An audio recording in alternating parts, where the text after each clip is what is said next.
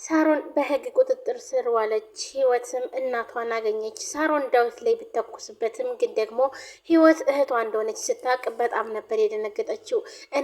እኔ መኖር አልፈልግም፣ መታሰርም አልፈልግም። የእኔ እህት ትንሿ ህይወት እህቴ ነች ወይ እንደዛ ሳደርጋት የነበረው ሳሰቃያት የነበረው ብላ ትጸጸታለች። ዳዊትም ሁሉን ነገር አውቋል። ህይወትን ፍቅረኛው እንደነበረች እንጂ እህቴ ትሆናለች ብሎ መቼም አስቦት አያውቅም ነበር። አሁን ግን ባልጠበቀው ታይም ላይ በቃ እህቱ እንደሆነች አወቀ። ይሄን ነገር መቀበል አቃተው። እንዲሁም ሳሚ ይሄን ሁሉ ነገር ያደረግኩት እኔ ነኝ፣ እባካችሁን ይቅርታ አድርጉልኝ ይላል። ሩትም ሁሉን ነገር ነግራ እኔ ከዚህ ቤት የመጣሁት የእናንተ እህት ሁኜ ሳይሆን ሳሮን ያገተቻትን የእህቴ ልጅ ለማስለቀቅ ነበር የመጣሁት፣ ነገር ግን ደግሞ ሁሉም ነገር እንደፈለጉት አልሆነልኝም ትላለች። ሚኪም ዴባ በጣም ይቅርታ፣ በጣም ውሸት ዋሽቻለሁ። እኔ ወደ ውጭ ልሄድ ሳይሆን እዚህ ቤት የመጣሁትኝ ሳሮን ያጎቴ ገዳይ እንደሆነች እሷን በህግ ቁጥጥር ስር ለማዋል ነው ይላል። ዳዊትም አውቄያለሁ፣ አዎ ሁሉንም አውቃለሁ ይላል። እንዲህ ልታውቅ ቻልክ? ማለት ከዚህ በፊት ታውቅ ነበር ይለዋል። ዳዊትም አዎ እሱን ተውና አሁን ሳሮን የት እንዳለች አፋልገኝ ይለዋል። ምክንያቱም ደግሞ ሳሮን ተደብቃቸው ነበረ። እናም ከሀገር ለመውጣት እያለች እያለ ግን ሩት መንገድ ላይ ታገኛትና ሳሮን በፍጹም መሄድ አትችይም ነይ እያለቻት፣ እኔ እኮ እህትሽ ነኝ፣ ለምንድን ነው ግን እማትተባበሪኝ? ለምንድን ነው እኔ ልታስሽ ነው ወይ ስትላትም ነበረ። እና አሁን ላይ ግን ሩት እህቷ እንዳልሆነች እና እንዲሁም ደግሞ ህይወት እስከዛሬ ድረስ ስታሰቃያት የነበረችው እህቷ እንደሆነች ስታቅ ራሷን ሳተች፣ መቋቋም አቃታት። እንዲሁም ሳሚ አንቺ ቆይ ግን እየተረገምሽ እንዴት ነው? ቆይ ያኔ ውጤቱን ለምን ቀየርሽው? ነግሬሽ እኮ ነበረ እህትና ወንድም የማይገባ ነገር ሲያደርጉ አየሻ፣ ይህ ሁሉ በአንቺ ምክንያት ነው ይላታል። ይህ ማለት እንግዲህ ዳዊትና ህይወት ፍቅር ማለትም አፍቅሯት ነበረ፣ እሷም አፍቅረው ነበር፣ እሺ ብለው ነበር ማለት ነው። ዳዊትም እጅሽን ስጪና ሁሉን ነገር ያብቃ፣ እጅሽን ለፖሊስ ስጪ ይላታል። እባክህን ወንድሜ የምትወደኝ ከሆነ ከዚህ ሀገር ልውጣ፣ እኔ እጄን ለፖሊስ አልሰጥም እያለች እያለቀሰች መጠየቅ ጀመረች።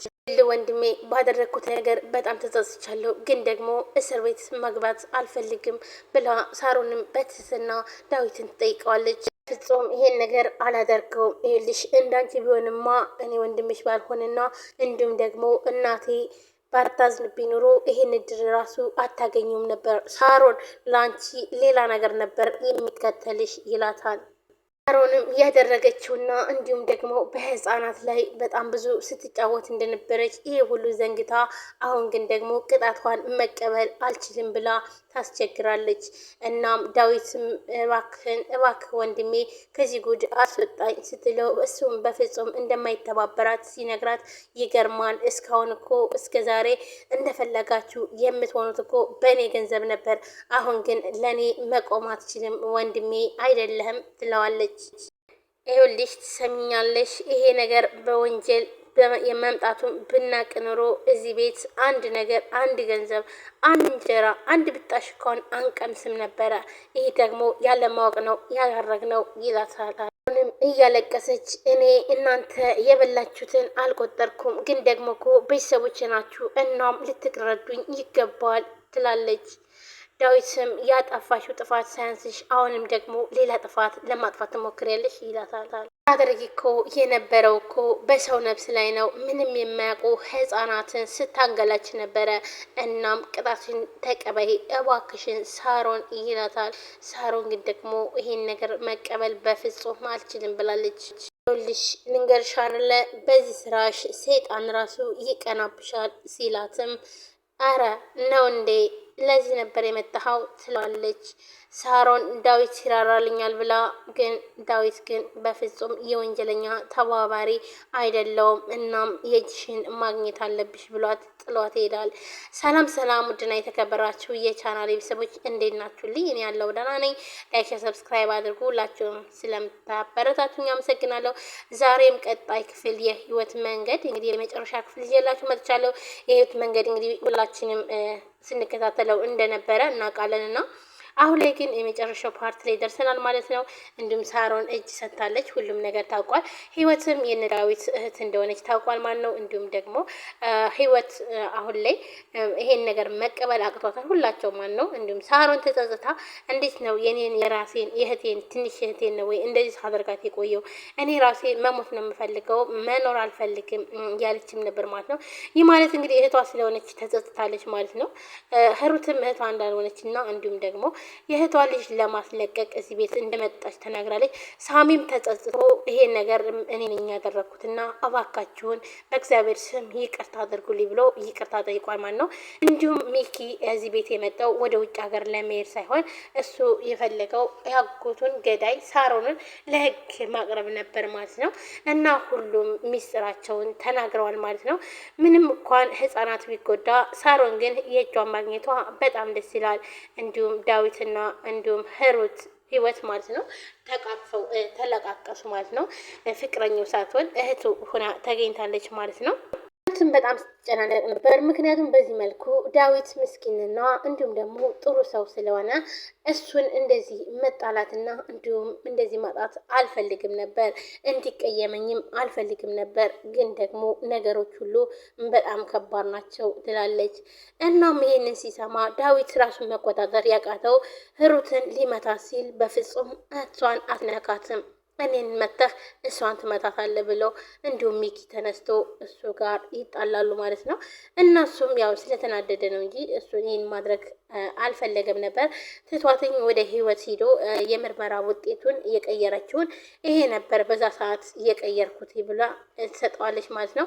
ሳሚን በጣም ይናደዳል። እንዴት ነው ቆይ ይሄንን ስታደርጊ እንዴት አላወቅኩም?